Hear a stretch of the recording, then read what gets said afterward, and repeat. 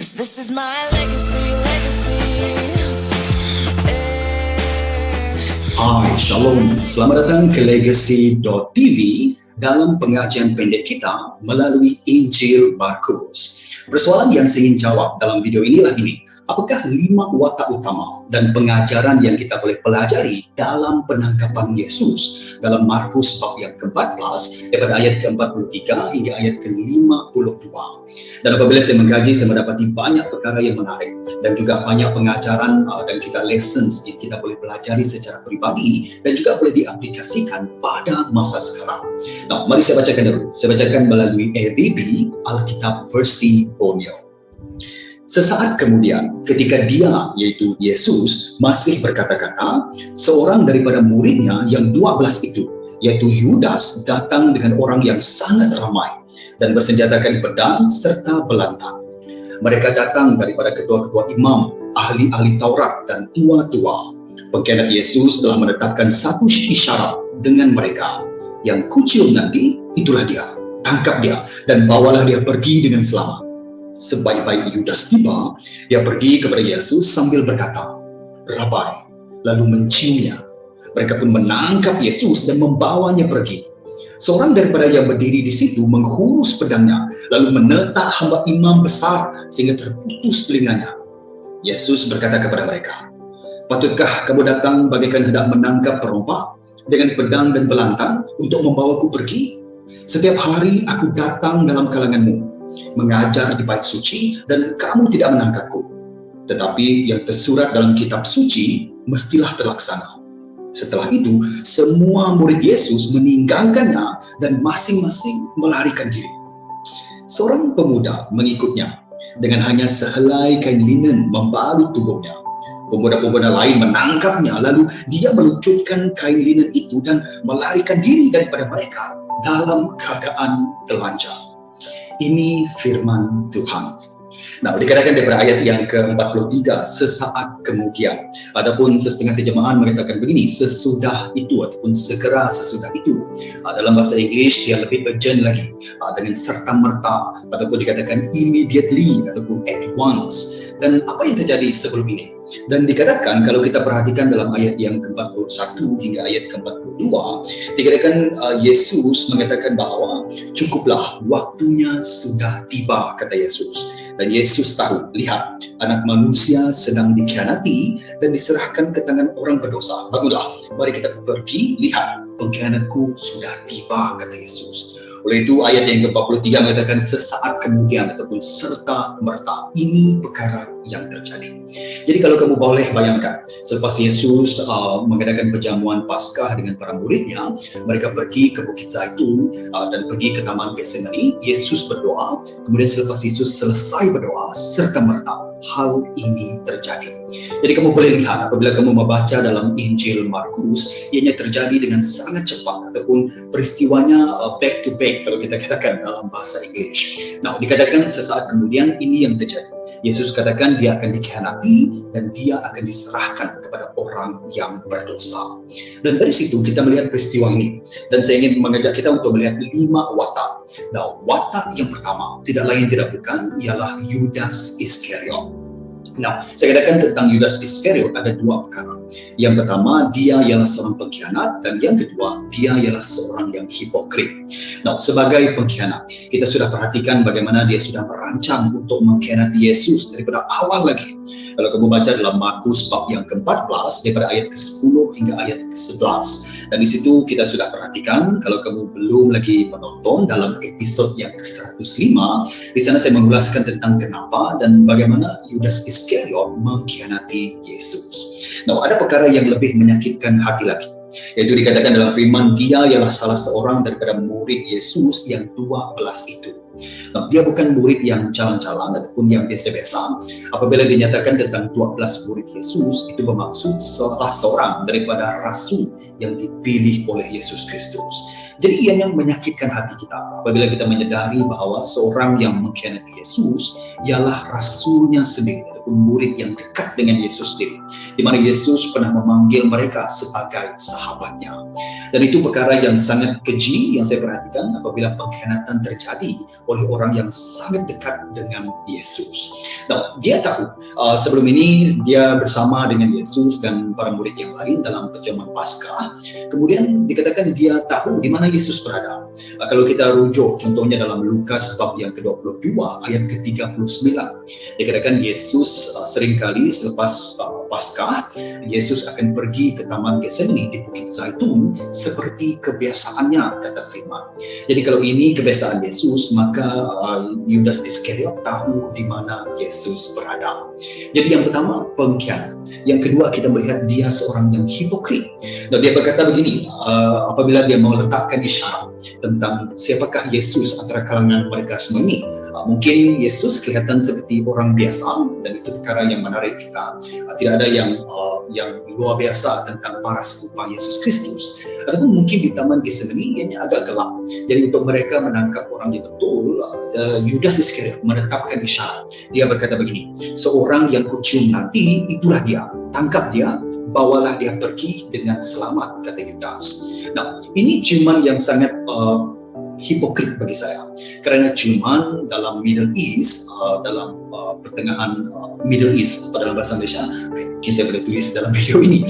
In the Middle East, apabila mereka mencium, itu bukan cium antara bibir dengan bibir, itu cium di pipi, itu tanda sahabat, itu tanda kasih dan sebagainya. Tapi Yudas, dia menggunakan tanda kasih ataupun persahabatan ini, persaudaraan ini sebagai tanda pengkhianatan. Begitu juga dia memanggil Yesus sebagai Rabai. Sebaik Yudas tiba, dia pergi kepada Yesus sambil berkata, Rabai, lalu menciumnya. Rabai bermaksud guruku ataupun tuanku, my master. Dan itu juga salah satu tindakan yang sangat hipokrit. Dia menggunakan tanda hormat ataupun ayat hormat sebagai ayat untuk mengkhianati Yesus. Nah, apa yang kita boleh pelajari tentang Yudas Iskariot? Banyak yang kita sudah explore. Contohnya kalau kamu sudah menonton dalam episode yang ke-105, tapi satu yang sangat ketara yang saya perhatikan ialah ini. Musuh dalaman lebih bahaya daripada musuh luaran. Berkali-kali Yesus memberi amaran bahwa tentang guru palsu. Yesus, Paulus dalam Alkitab mengatakan bahwa musuh dari dalam itu lebih bahaya daripada musuh daripada luaran. Contohnya seperti guru palsu. Guru palsu dinyatakan oleh Yesus sebagai seperti serigala di kalangan domba. Dan serigala selalunya datang dari dalam gereja ataupun dari dalam kalangan orang Kristen. Mereka sebenarnya bukan pengikut yang sebenar, mereka ialah serigala. Begitu juga dikatakan tentang pengikut palsu, yaitu dalam gambaran yang Yesus gunakan dalam Matius bab yang ke-24. Saudara-saudara, Yesus menyatakan bahwa akan ada kambing dan juga domba. Kambing ialah simbolik ataupun gambaran bagi pengikut Yesus yang tidak sebenar, ataupun mereka bukan pengikut yang sebenar. Tapi di manakah mereka? Mereka di kalangan orang Kristen, ataupun di kalangan di dalam gereja Tuhan yang sebenar. Dan begitu juga kalau kita lihat tentang cult, yaitu ajaran kultus, mereka semua ini berasal ataupun mereka mengatakan diri mereka orang Kristen, tapi sebenarnya mereka ialah yang mencemari doktrin yang sebenar dan memecah belahkan umat Allah. Dan di sini kita melihat melalui Yudas Iskariot dan juga contoh seperti nabi palsu, guru palsu, pengikut palsu, kultus, cult dan sebagainya. Musuh dalaman itu lebih bahaya daripada luaran. Dan itulah yang kita pelajari daripada Yudas Iskariot. Nah, watak yang kedua yang saya perhatikan di sini ialah para pengawal bait suci, ataupun mereka ialah hamba-hamba kepada imam besar. Mereka boleh dikatakan sebagai polis di Yerusalem. Kalau tentera Roma ialah tentera, dan mereka ini saya boleh katakan sebagai para pengawal bait suci, yaitu polis di Yerusalem. Dan di sini saya perhatikan mereka sangat-sangat berhati-hati. Yang pertama, dan kedua, mereka mengikut arahan. Dikatakan Yudas Iskariot dikatakan dalam ayat yang ke-43, dia datang dengan orang yang sangat ramai dan bersenjatakan pedang serta belantang. Di sini saya melihat mereka sangat-sangat berhati-hati. Siapakah yang mereka ingin tangkap? Mereka ingin menangkap Yesus. Hanya satu orang saja. Tapi mereka datang dengan dalam setengah terjemahan mengatakan bahwa serombongan orang. Mereka datang untuk menangkap seorang saja, Yesus Kristus. Dan kenapa mereka membawa senjata dan juga belantang? Dan ini besar kemungkinan mungkin mereka berfikir bahwa Yesus mungkin ini diceritakan oleh orang, bahwa lebih-lagi oleh para pemimpin dan juga guru agama orang Yahudi. Mungkin mereka mengatakan bahwa Yesus akan memberontak, Yesus akan melawan balik. Sebab itu Yesus katakan, kenapa kamu datang kepadaku bagaikan menangkap perompak ataupun penyamun? Ataupun dalam terjemahan NLT mengatakan begini, New Living Translation, am I some dangerous revolutionary? Mereka seorang ahli ataupun seorang revolusi ataupun seorang yang akan memberontak dan juga akan membalas balik ataupun melawan balik tentang apabila dia ditangkap. Tetapi itu bukan Yesus yang sebenar. Tapi mereka berhati-hati, mereka datang dengan sangat ramai dan mereka di bawah arahan pemimpin dan juga guru-guru agama orang Yahudi. Karena dikatakan mereka datang daripada ketua-ketua imam, ahli-ahli Taurat dan tua-tua dalam ayat yang ke-43. Jadi di sini saya melihat mereka sangat berhati-hati. Ini mungkin kerana mereka tak tahu hal yang sebenar, mungkin mereka tahu, mungkin tidak, mungkin ada yang setuju, mungkin ada yang tidak setuju, tapi mereka datang secara majority. Mereka datang dengan grup yang sangat ramai semata-mata untuk menangkap seorang saja, Yesus Kristus. Mungkinkah mereka salah sangka bahwa Yesus akan menentang ataupun melawan balik? Kemudian saya melihat mereka sangat-sangat mengikut arahan. Mereka dikatakan hanya menjalankan tugas pada ketika ini. Nah, apakah perkara moral ataupun pengajaran yang kita boleh pelajari daripada mereka? Satu yang saya perhatikan, jangan hanya mengikut arahan ataupun tren semasa ataupun pendapat majority, dan kita harus ada pendirian kita sendiri. Nah, apabila saya perhatikan tentang para pengawal bait suci ini, mereka seolah-olah hanya melakukan tugas tanpa mengetahui hal yang sebenar. Mereka ingin menangkap Yesus kerana mereka menyangka Yesus ialah perompak, pemberontak ataupun seorang penyamun. Tapi mereka tidak tahu karakter Yesus yang sebenarnya. Oleh itu mereka sangat berhati-hati ingin menangkap Yesus. Dan ini juga salah satu gambaran yang saya perhatikan dalam kebanyakan orang majority pada masa sekarang, orang ramai, termasuk sekarang juga, mereka salah sangka tentang Yesus. Oleh itu mereka terlampau berhati-hati. Mereka hanya mengikut apa yang ketua mereka katakan, ketua agama mereka katakan. Mereka katakan Yesus begini, Yesus begitu, dan mereka percaya bulat-bulat tanpa ada pendirian ataupun mengkaji tentang Yesus sendiri, mengenal Yesus secara pribadi, tapi mereka terus saja membuat keputusan untuk menolak Yesus, menangkap Yesus tanpa memeriksa fakta yang sebenar. Mereka seperti para pengawal bait suci ini, mereka tidak ada pendirian mereka sendiri. Jadi kalau kamu mungkin tersalah dengar tentang Yesus, guru agama mengatakan begini, begitu tentang Yesus Kristus, tentang orang Kristen begini dan begitu, jangan hanya dengar, periksa. Harus ada pendirian diri kamu sendiri. Dan jangan terlampau mengikut tren, mengikut majority orang. Majority tidak semestinya benar, kamu harus ada pendirian sendiri.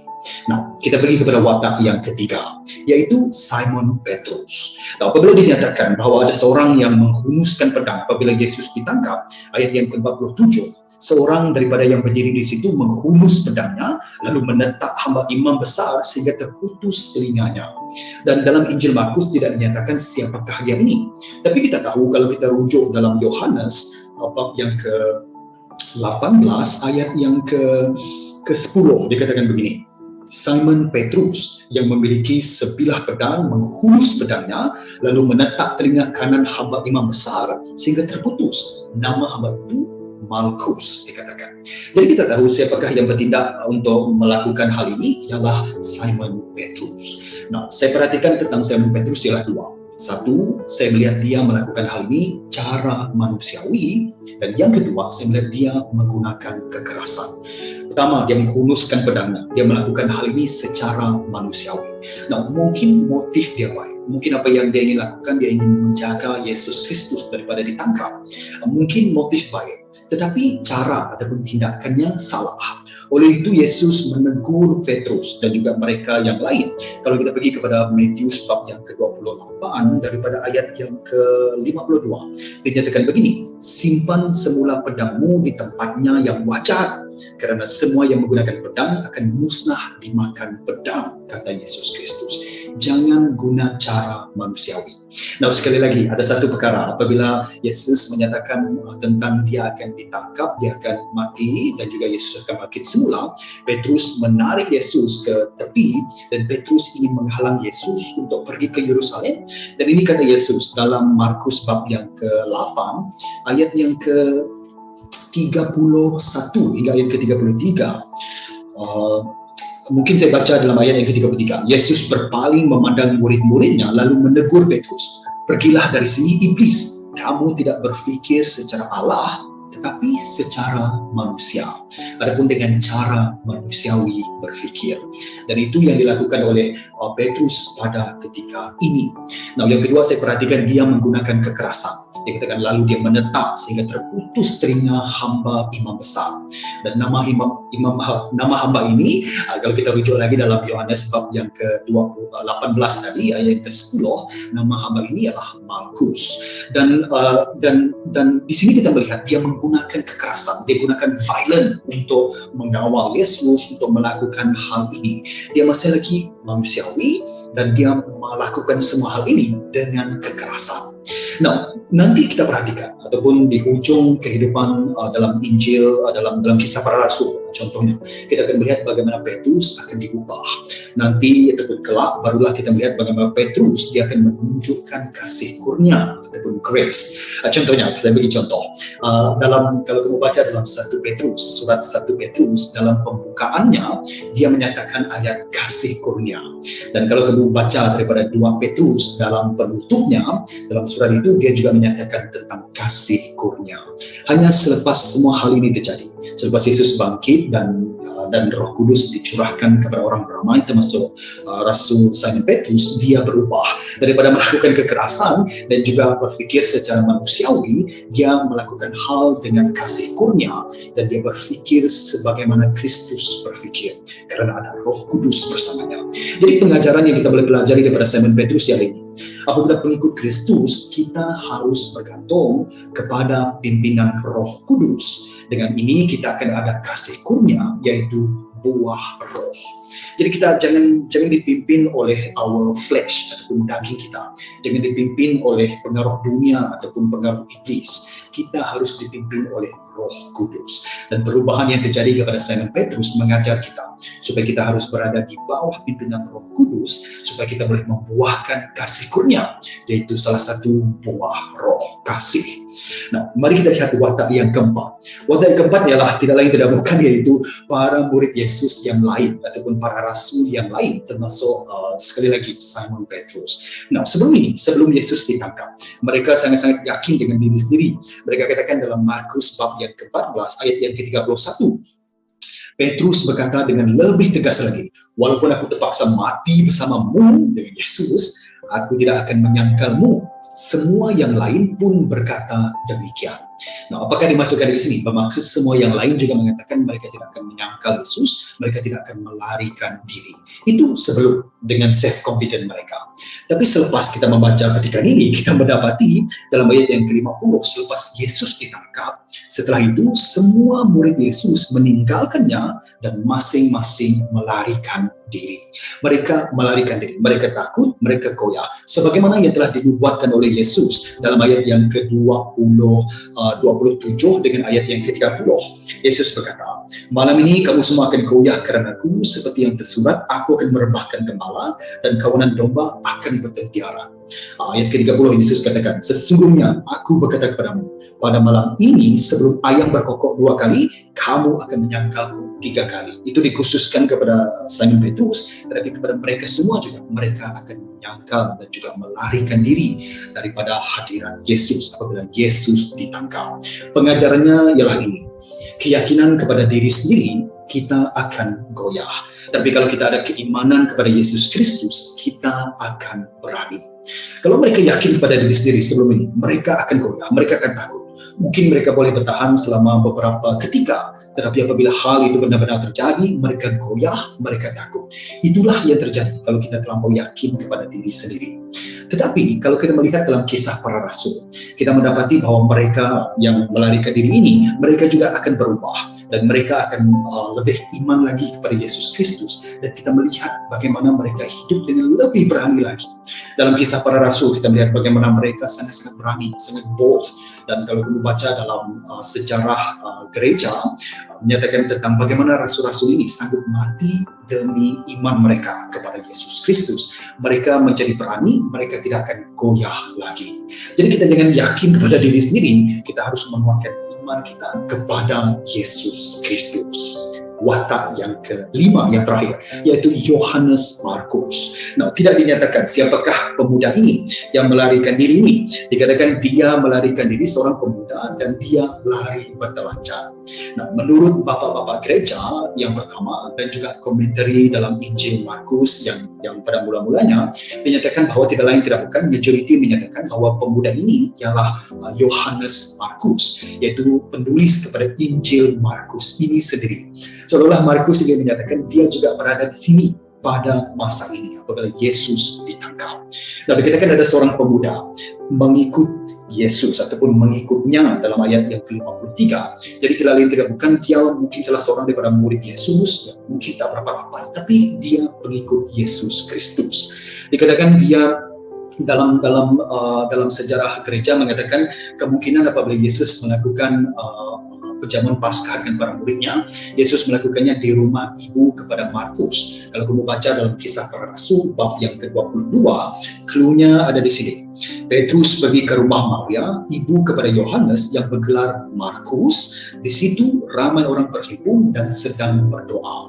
Seolah-olah rumah Maria ini, ibu kepada Yohanes Markus ini menjadi tempat di mana mereka seringkali berkumpul dan berdoa, dan mungkin di sini di mana Yesus dan para murid yang lain melakukan perjamuan Paskah, dan disitulah mungkin dia mengenali Yesus Kristus dan menjadi murid Yesus. Dan dikatakan dia melarikan diri bertelanjang. Dikatakan pemuda-pemuda lain menangkapnya, lalu dia meluncurkan kain linen itu dan melarikan diri daripada mereka dalam keadaan telanjang. Nah, ada satu teori yang menarik kenapa ini terjadi. Yudas apabila dia ingin menangkap Yesus, dia ingin pergi balik ke tempat di mana Yesus mengadakan perjamuan Paskah, yaitu di rumah ibu Yohanes Markus ini.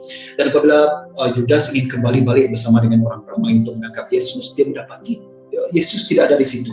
Dan oleh itu, oleh kerana kebiasaan Yesus pergi ke taman, ke Bukit Zaitun di Taman Getsemani dalam Lukas ayat yang ke-22 tadi, jadi Yudas daripada rumah Maria itu, daripada rumah ibu kepada Markus ini, dia pergi ke Taman Getsemani. Jadi mungkin di sana apabila Yohanes Markus ini menyedari Yesus berada dalam keadaan yang dia ingin memberi amaran.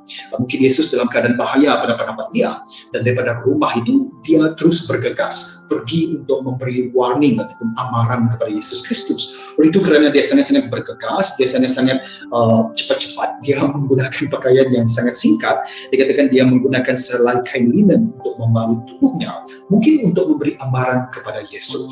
Jadi apabila dia sampai ke tempat kejadian, disitulah di mana dia berada dalam keadaan kejadian ini. Dan apabila dia ingin ditangkap, dia percaya melarikan diri, kemudian dia melarikan diri dengan keadaan yang telanjang. Yang penting kita melihat dia sangat muda pada ketika itu, dia sangat bergegas pada ketika itu. Nah, apa yang saya boleh belajar tentang watak Yohanes Markus ini? Yang untuk kita bertumbuh dari segi kerohanian, kita harus mengambil masa, komitmen, dan pemuritan. Nah, kita harus mengambil masa. Pada masa ini, Markus mungkin dia masih muda lagi. Tapi selepas dia mengambil masa untuk menjadi murid Yesus Kristus, apabila iman dia dikuatkan, itu mengambil masa. Mungkin apabila dia menulis Injil Markus ini, dia lebih dewasa lagi. Dan iman dia menjadi lebih kuat lagi. Dari segi kerohanian, ianya memerlukan masa untuk kita matang. Begitu juga kita harus ada komitmen. Walaupun pada ketika ini dia melarikan diri, tetapi kita melihat akhirnya dia terus menjadi murid Yesus Kristus dan juga menulis Injil Markus. Begitu juga dia ada menunjukkan tentang pemuritan untuk dia bertumbuh dari segi kerohanian.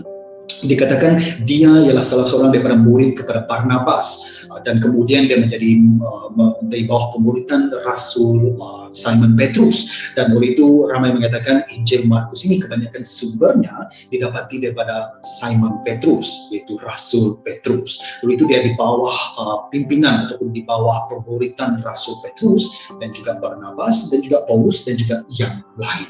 Jadi untuk kita bertumbuh dari segi kerohanian, kalau kita lihat contoh daripada Markus ini, ianya mengambil masa, komitmen, dan pemuritan.